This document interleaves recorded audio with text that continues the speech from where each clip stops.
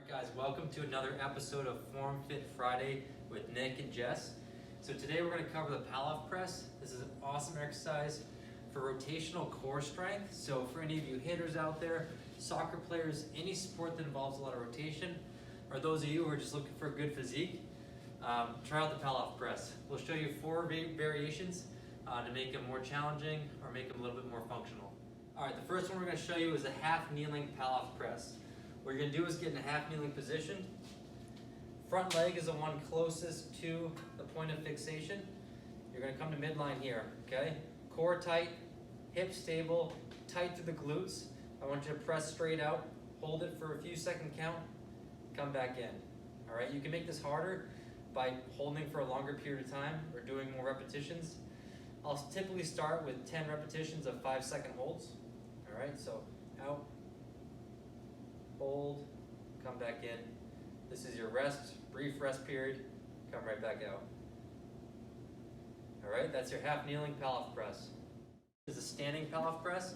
All right, so once you get into an athletic stance, sit back a little bit, get your glutes tight, squeeze a little bit through the quads, engage your core, start around your sternum, and I want you to press out, okay?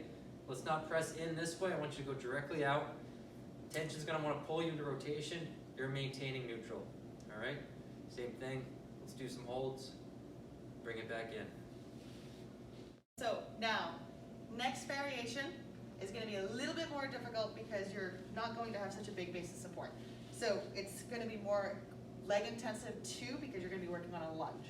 So you want the leg closest to the bar, out front like this, back leg nice and straight. You want to make sure that your hips are rolled off and that one hip isn't dipping down. You need to make sure you can do a lunge before you can do this. So you're going to hold right above the sternum, try to keep your balance, press out, back in, out, back in. Okay, so another variation, a little bit more advanced, also working on your balance. You're going to be standing on one leg while you're doing it, and the leg closest to the point that's fixed is going to be there. Core is very much engaged. You want to make sure your hips aren't dropping down again. So you're going to come up into a one-legged position, hold it. You're going to press out, back in.